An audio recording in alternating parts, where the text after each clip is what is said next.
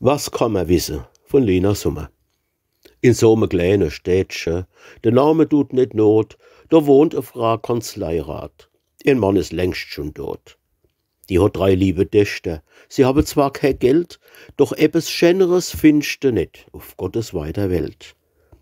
Die Ältst hat 'n Verehrer, ein reicher Advokat.